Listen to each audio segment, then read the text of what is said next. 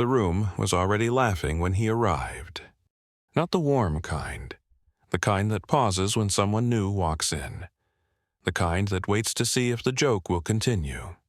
Evan paused just inside the restaurant entrance, letting his eyes adjust to the low amber lights and the polished wood surfaces that reflected soft glints of glassware.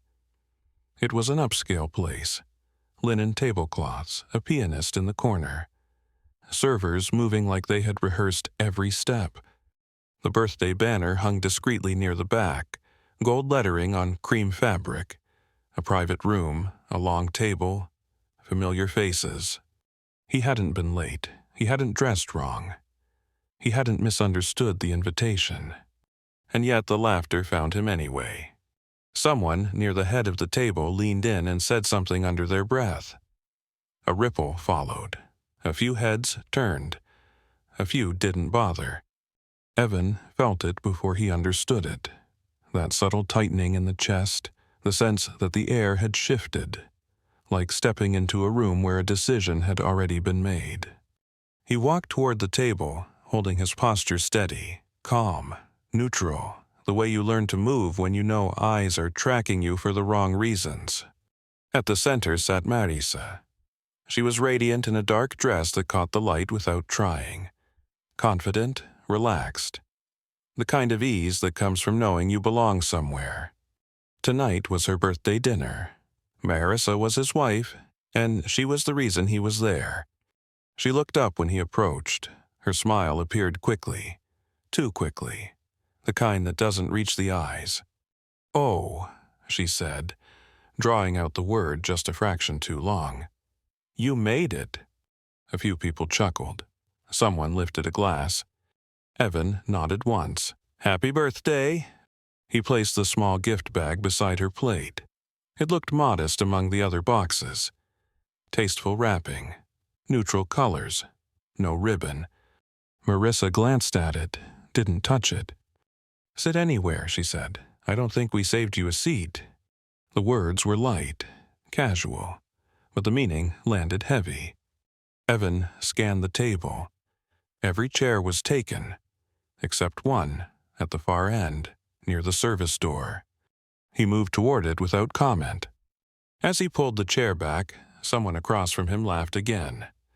Louder this time. "Still doing deliveries, Evan?" the man asked, swirling his wine.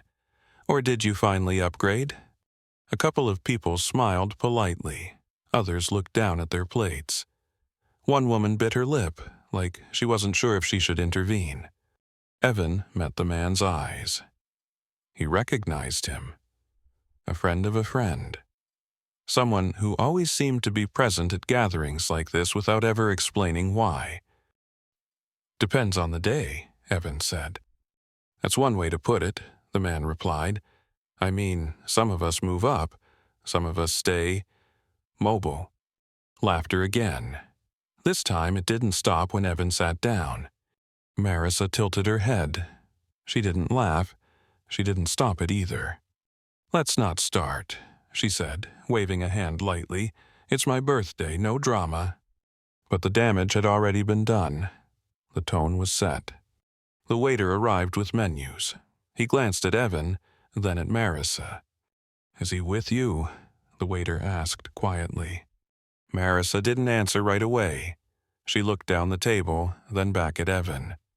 "He's a friend," she said. "He can order when you come back." The waiter nodded and moved on. Evan felt the weight of that moment settle in his stomach. Not the embarrassment. He'd learned to carry that. It was the confirmation. This wasn't accidental. This wasn't awkward coincidence. This was intentional distance. As appetizers arrived, conversation flowed around him like water around a rock. Work updates, vacation plans, jokes about promotions and bonuses. Inside references that assumed shared context. Evan listened without interrupting. He kept his hands folded, his posture relaxed. Every so often, someone would glance at him. Quickly, like checking if he was still there. When the waiter finally returned, Evan ordered simply. He didn't ask questions. He didn't hesitate. Marissa watched him from across the table. Her expression was unreadable. "You're quiet tonight," she said. "I'm listening," Evan replied. She smiled thinly. "That's new." Another laugh, softer, but it landed just the same. The man who had mocked him earlier leaned back in his chair. "So, Evan," he said, raising his glass slightly, "what do you actually do these days?" The question hung in the air. Not curious, evaluative. Evan felt a familiar instinct rise, the urge to explain, to justify, to correct the narrative before it hardened. He let it pass. "I work," he said. Someone snorted. Marissa sighed. "You could be a little more specific." "Why?" Evan asked gently. She blinked. "Because people are asking." "Are they?" he said, looking around the table. No one met his eyes. Marissa's smile tightened. "Don't be difficult." Evan nodded once. He reached for his water and took a slow sip. Inside, something shifted.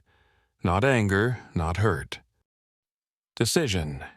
He had known this dinner would be complicated. He hadn't expected it to be revealing so quickly. As the main courses arrived, the conversation grew louder. Wine flowed more freely. The pianist switched to something upbeat.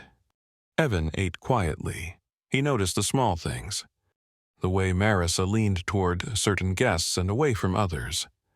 The way the man across from him checked his phone, then smirked. The way one woman kept glancing between Evan and Marissa, concern flickering across her face. At one point, Marissa stood and tapped her glass. "Thank you all for being here," she said. "It really means a lot to be surrounded by people who show up, people who make an effort."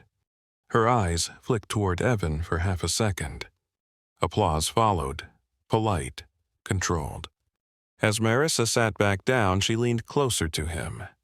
"You didn't have to come, you know," she said quietly. "I was invited," Evan replied. She hesitated. That was more of a courtesy. He met her gaze, calm, steady. "I understand," he said. Something in his tone made her pull back. Across the table, the man raised his glass again. "To Marissa," he said, "and to knowing your place." Laughter erupted, louder than before. This time it didn't fade quickly. Evan felt the words hit like a physical shove. Not because they were cruel, but because they were said with confidence, as if the room agreed. Marissa didn't smile. She didn't stop it either. Evan stood. The sound of the chair scraping against the floor cut through the noise.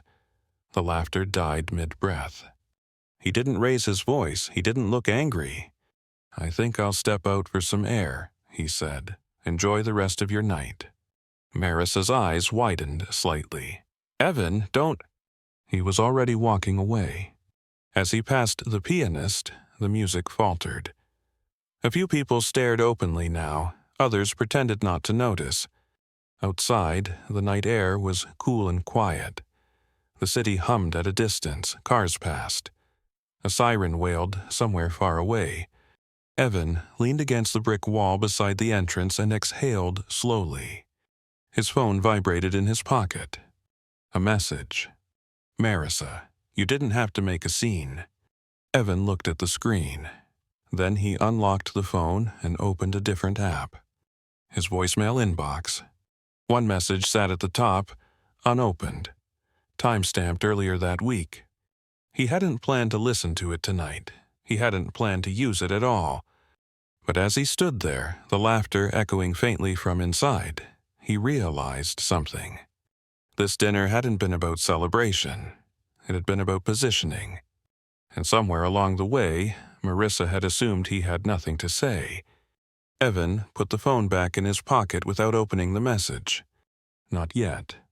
He straightened, adjusted his jacket, and looked back toward the restaurant door.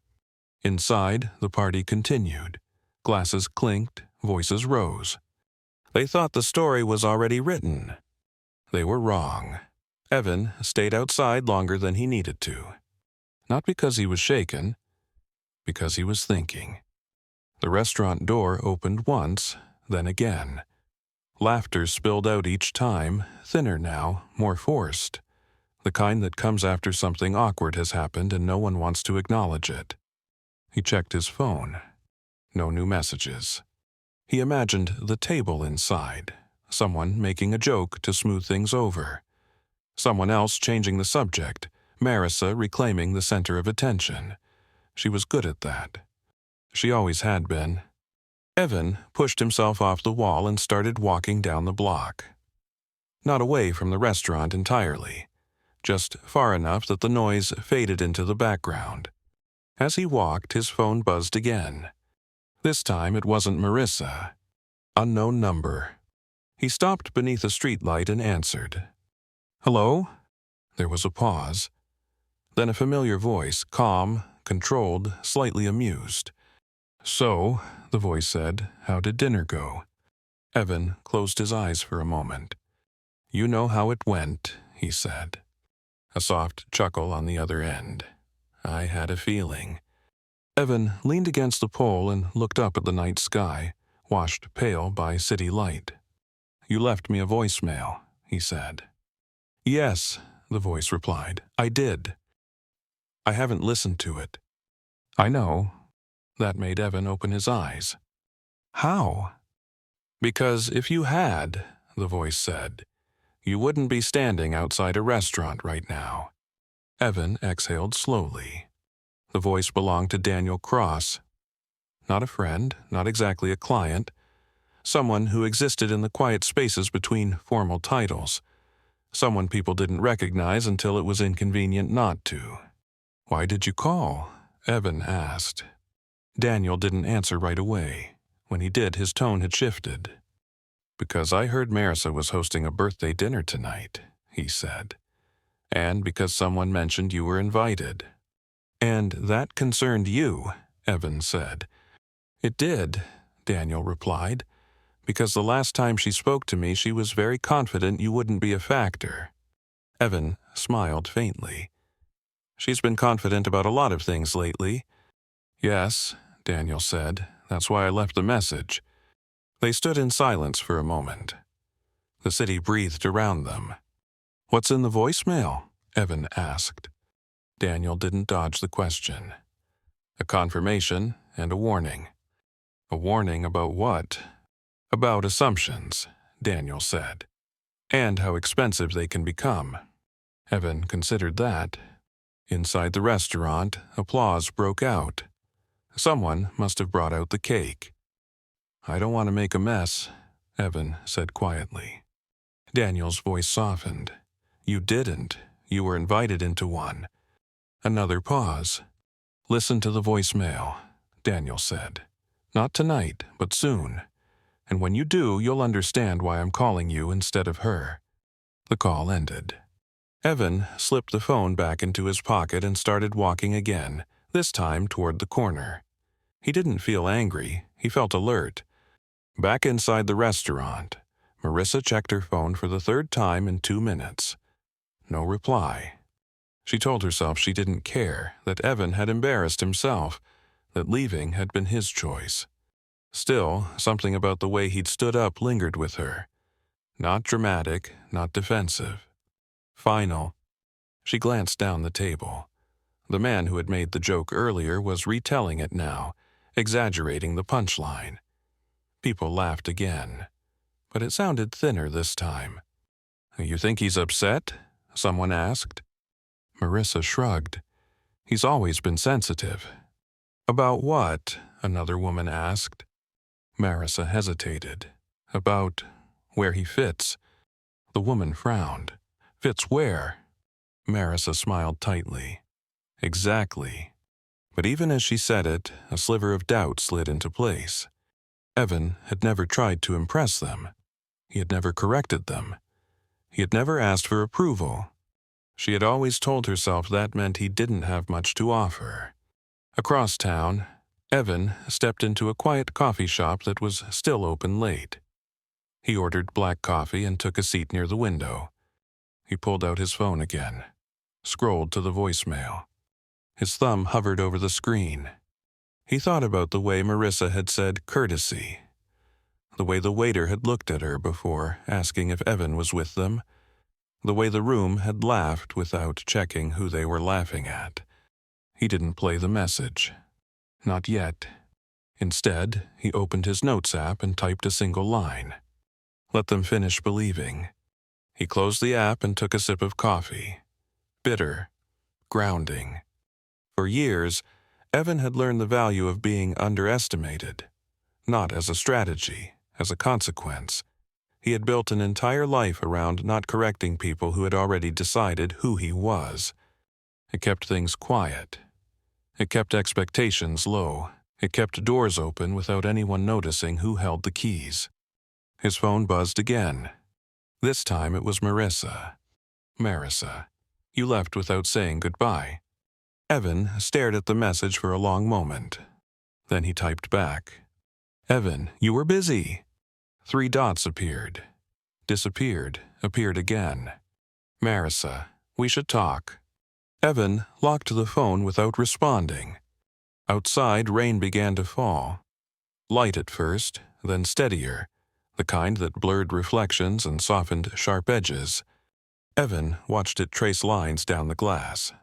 Inside the restaurant, Marissa raised a glass again, trying to regain momentum.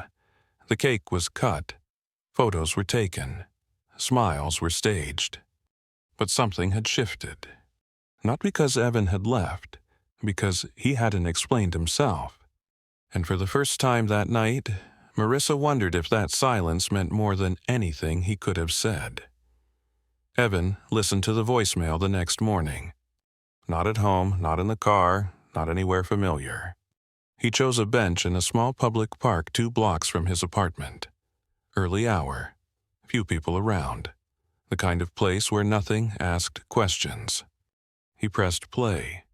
Daniel's voice came through clean and measured without urgency. Evan, I'm calling 'cause something crossed my desk that shouldn't have. I thought you'd want to hear it before anyone else does. A pause, papers shifting. Marissa has been using your name as a reference, not socially, contractually.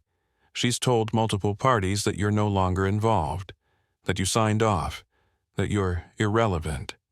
Evan's jaw tightened slightly. He didn't move. That would be inconvenient on its own, Daniel continued. But the issue is the document she submitted. It includes your authorization. Or what appears to be it. Another pause, longer this time. It isn't yours. Evan felt the weight of that sentence settle in his chest. I verified it, Daniel said. The signature doesn't match, the timing doesn't align, and the approval chain leads back to one place. The voicemail crackled softly. I'm not accusing her, Daniel said carefully. I'm informing you because if this progresses, it won't stay quiet, and when it doesn't, people will look for the person who stayed silent. The message ended. Evan stared at the screen. Around him, the park moved slowly. A jogger passed. A dog barked in the distance. Life continued with no regard for the shift that had just occurred. He replayed the voicemail once more, then a third time. Marissa hadn't just embarrassed him. She hadn't just distanced herself. She had removed him from the equation entirely. Evan locked his phone and leaned back against the bench. For years, silence had protected him. It had allowed others to underestimate him, overlook him, dismiss him. But silence only worked when it wasn't being used against you. Across town, Marissa sat at her kitchen counter scrolling through her phone. She hadn't slept well. The night replayed itself in fragments. Evan standing up, Evan leaving, Evan not explaining. She told herself it didn't matter. Still, she checked her messages again. Nothing. Her phone buzzed a moment later. An email notification. Subject line, quick question. Sender, one of her contacts from the dinner. She opened it. Hey, random thing. Someone mentioned Evan might still be involved in the background on that deal you talked about. Just wanted to confirm before we move forward. Marissa felt a flicker of irritation. She typed back quickly. No, he's not involved. That's been handled. She hit send and set the phone down. But the irritation didn't fade. It sharpened. She poured herself coffee and stared out the window. Evan had always been careful, deliberate, almost invisible when he wanted to be. That invisibility had been useful until it wasn't. Evan spent the rest of the day quietly. He didn't call Daniel back. He didn't confront Marissa. He didn't forward anything. Instead, he reviewed. He opened old emails, timelines, document versions, approval threads. He didn't rush. He never did. Patterns emerged. Small changes, slight shifts in wording, requests that had been framed as favors. Moments where Marissa had asked him to just take a look or handle this quickly. Nothing overt, nothing obvious. But together, they formed something else. That evening, Marissa's phone rang. She answered without checking the caller ID. Hello? Hi, Evan said. She froze. Evan, she replied after a beat. I was wondering when you'd call. I didn't want to interrupt, he said evenly. She laughed lightly. You always say that. There was a pause. We should clear the air, she said. Last night got messy. I agree, Evan replied. You left abruptly. I left quietly, he said. Another pause. I might have a meeting tomorrow, Marissa continued. A few people from the dinner will be there. It could be a good chance to reset things. Evan considered that. Where? He asked. Marissa named the place. A private office space, neutral ground, professional. Come by, she said. We'll talk, no drama.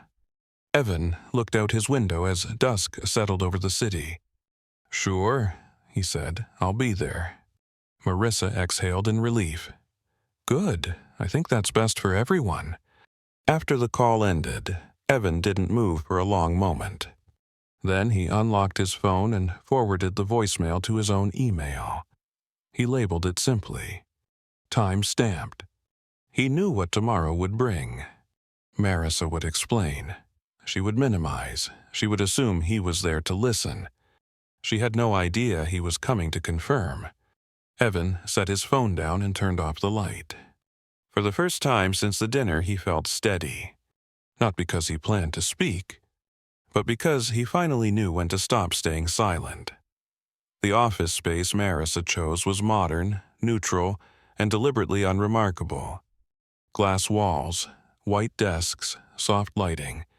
No personal touches.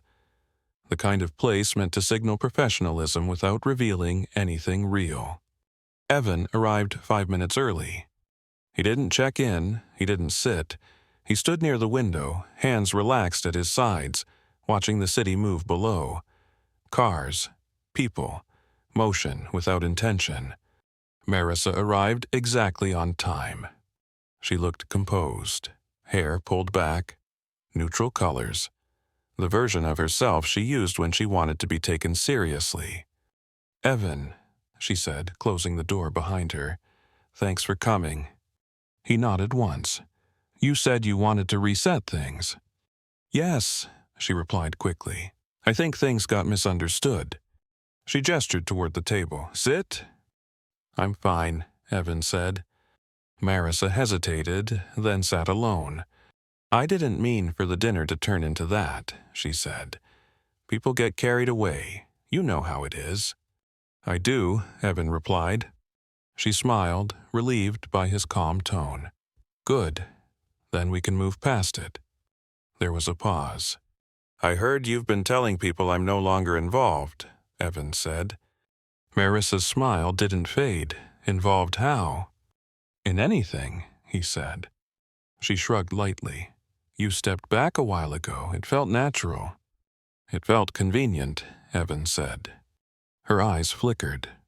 Just for a moment. I don't think this needs to be adversarial, she said. You've always preferred to stay behind the scenes. Behind the scenes isn't the same as removed, Evan replied. Marissa leaned back. Evan, no one is questioning your contribution, but things evolve. People take on different roles. Is that why my name is still on your documents? He asked. She paused. What documents? She said. The ones you submitted last week, Evan replied, with my authorization. Marissa laughed softly. I don't know what you're talking about. Evan didn't react. He reached into his jacket pocket and placed his phone on the table, screen down. I haven't accused you, he said. I asked a question. Marissa crossed her arms. You're imagining things. I would never... The signature doesn't match, Evan said quietly. Her breath caught, just slightly. You always overthink, she said. If something went out with your name, it was probably old, or a clerical thing. Evan flipped the phone over and slid it across the table. On the screen was the email. Timestamp clear, recent. Marissa stared at it, then looked up at him. You went through my files? She asked sharply. No, Evan replied. I went through mine. Silence filled the room. Outside the glass wall, two people passed, deep in conversation, unaware of the shift happening just feet away. Marissa exhaled slowly. Evan, listen, I didn't think it would matter. Because you thought I wouldn't notice, he said. She hesitated. Because I thought you wouldn't care. That's not the same thing. Marissa stood. This is being blown out of proportion. Evan tapped the phone once. There's more, he said. She froze. I didn't forward anything, he continued. I didn't escalate. I didn't call anyone. Marissa's voice dropped. Then why bring it up now? Because someone else already has, Evan said. Her eyes widened. Who? He didn't answer. Instead, he unlocked the phone and opened the voicemail. He didn't play it yet. This message was left before your dinner, he said. Before you decided I didn't need a seat. Marissa swallowed. What is that? She asked. A confirmation, Evan replied, and a warning. She reached for the phone. Evan slid it back. You can listen, he said, but not like this. Her tone sharpened. You're threatening me? No, Evan said calmly. I'm informing you. Marissa laughed, brittle now. You think you have leverage because of one message? I think silence has value, Evan replied. Until it's mistaken for absence. She stared at him, searching for anger, for accusation, for something she could push against. She found none. You always did this, she said. You stand there like you're above it. I stand where the facts are, Evan replied. Another pause. What do you want? She asked. I want the record corrected, Evan said, quietly, accurately. And if I don't? She asked. Evan finally met her eyes fully. Then the next conversation won't be private, he said. The weight of that settled between them. Marissa looked away first. Outside, the city continued its rhythm. Inside, something irreversible had shifted.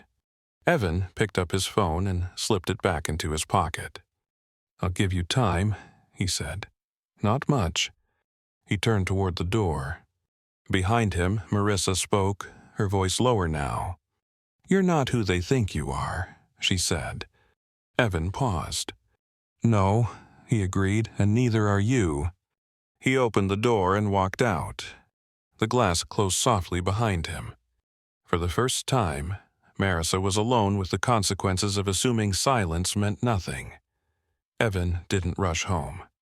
He walked, past the office building, past the coffee shop on the corner, past the places where people hurried because they believed urgency made them important. His phone stayed silent.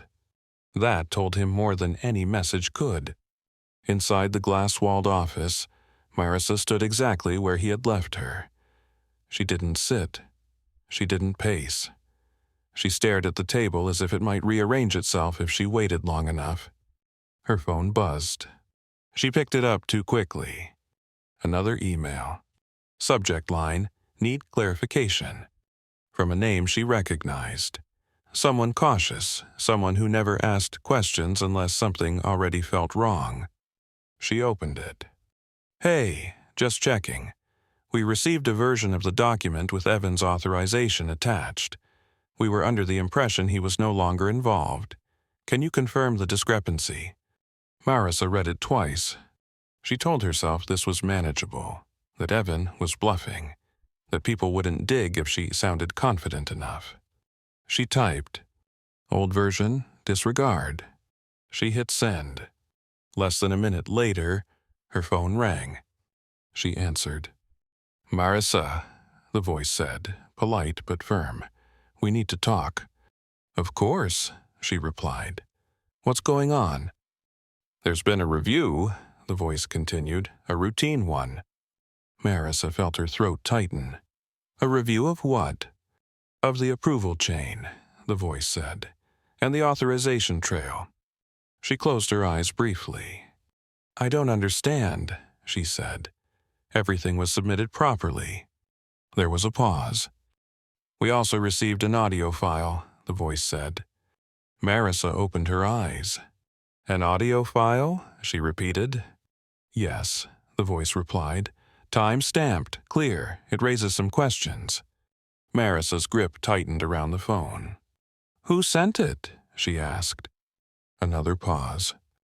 "We can't disclose that yet," the voice said. "But we'll need a statement." The call ended. Marissa stared at the dark screen. Across town, Evan unlocked his apartment door and stepped inside. He set his jacket down and placed his phone on the kitchen counter.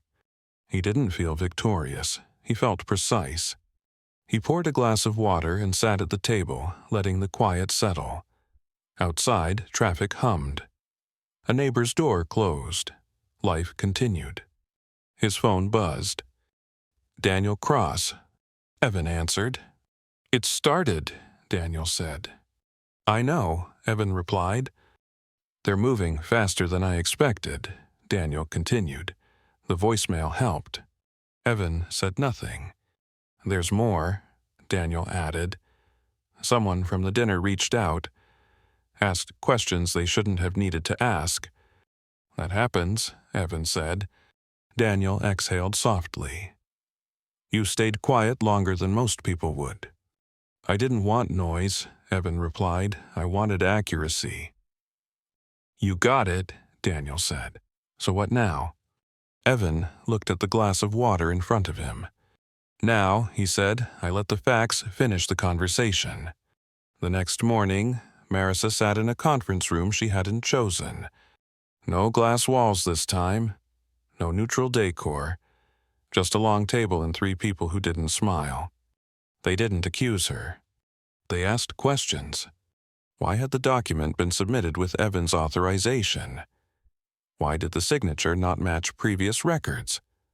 Why had Evan been referenced as removed while still being used as leverage? Marissa answered carefully. She minimized, she reframed. But each answer led to another question. By noon, she asked for a break. She stepped into the hallway and pulled out her phone. "Evan." She hesitated, then called. It rang twice. He answered. "You said you wanted the record corrected quietly," she said. "This isn't quiet." "I said I wanted it corrected accurately," Evan replied. "Quiet was your choice." There was a long silence. "They're questioning everything," Marissa said. "People I trusted." "They're verifying," Evan replied. "There's a difference." Her voice cracked. "You could have warned me." "I did," Evan said. "At dinner, when I left." She laughed weakly. "You think that was a warning?" "I think you recognized it," he replied. "You just didn't take it seriously." Another pause. "What do you want now?" she asked. "Nothing," Evan said. "I already asked." The line went dead. By the end of the day, the narrative had shifted. quietly, efficiently. Emails were retracted. Documents were flagged. Conversations changed tone. At the restaurant where the dinner had taken place, a few of the same people gathered for drinks days later. The man who had laughed the loudest spoke more carefully now. Someone mentioned Evan's name with uncertainty. Another person corrected them. "Oh," they said. "He was involved more than we thought." The laughter didn't return. Evan heard about it secondhand. He didn't comment. He went about his routines: work, calls, long walks in the evening. Silence returned, but this time it worked for him again. One evening, his phone buzzed with a final message from Marissa. "Marissa, I didn't think it would go this far." Evan read it once, then replied. "Evan." It went exactly as far as it needed to. He set the phone down and looked out the window. Lights flickered on across the city. People moved through their lives, assuming stories based on what they saw. Evan knew better now. Silence wasn't weakness, it was leverage. And when used correctly, it didn't need to announce itself. It simply let the truth speak where voices failed. The city didn't notice when things settled. It rarely did. What changed wasn't loud enough for headlines. It didn't need to be. It moved through inboxes, calendars, and tone shifts. The way people paused before replying. The way meetings suddenly required notes. The way assumptions stopped being spoken out loud. Evan felt it most in the quiet. No calls asking him to explain. No apologies that needed to be accepted. Just a steady return to clarity. He spent the following week doing what he always did. He showed up. He listened. He answered when asked. He didn't volunteer stories that weren't requested. At one point, an old contact reached out. "Hey," the message read. "We're revisiting some decisions, wondering if you'd be open to a conversation." Evan replied with the time and nothing else. The conversation was brief, respectful, focused. No one mentioned Marissa. At a different table, in a different part of town, Marissa sat with a cup of coffee she hadn't touched. The conference room questions had ended. The follow-up emails had slowed. But the certainty she once carried hadn't returned. She replayed moments in her head, the dinner, the joke, the way Evan had stood up without raising his voice. The voicemail she never got to hear directly, but felt the weight of anyway. She had mistaken quiet for emptiness. She had mistaken patience for absence. And the correction hadn't come from confrontation. It had come from consistency. She typed a message, deleted it, typed another, deleted that too. There was nothing left to negotiate. Evan didn't avoid her. He didn't block her. He simply didn't orbit her decisions anymore. That was the difference. One evening, Evan returned to the same restaurant. Not for a celebration, not with a group, just dinner. The hostess greeted him politely, asked for his name, checked the reservation. "Yes," she said, "right this way." No hesitation, no sideways glance. As he was seated, he noticed the table. Same room, different arrangement, the banner was gone. The pianist played softly. He ordered, he ate, he paid. No one laughed. Outside, the night felt lighter. Not because something had been won, because something unnecessary had been set down. On his walk home, Evan passed the office building again. Lights on in some floors, dark in others. He thought about how many decisions were made behind glass based on who people thought mattered. He had learned, slowly, that being underestimated came with a cost, but also with an advantage. People revealed themselves when they thought no one was keeping track. Back in his apartment, Evan set his phone on the counter and looked at it for a long moment. The voicemail was still there, saved, labeled, untouched since that day. He didn't delete it. Not out of spite, out of clarity. Some records didn't exist to be used. They existed to remind you why you stayed careful.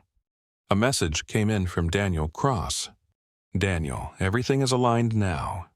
Evan replied with a single word. Evan, good. He poured a glass of water and stood by the window. Below, the city moved on. People assumed. People rushed. People spoke too quickly. He didn't feel superior to any of them. He just felt finished. Finished explaining. Finished correcting. Finished trying to be seen by people who never planned to look. The truth had done its work. Quietly, precisely. And it would keep doing so, long after the laughter from one dinner had faded. Before turning in for the night, Evan opened his notes app one last time. He added a second line beneath the first. Let them finish believing, then let the facts arrive. He closed the app and turned off the light. If you were in Evan's place, would you have spoken up at the dinner? Or would you have stayed silent and let the facts do the work? Where is the line between protecting your dignity and letting someone erase you quietly? I'm curious what you would have done.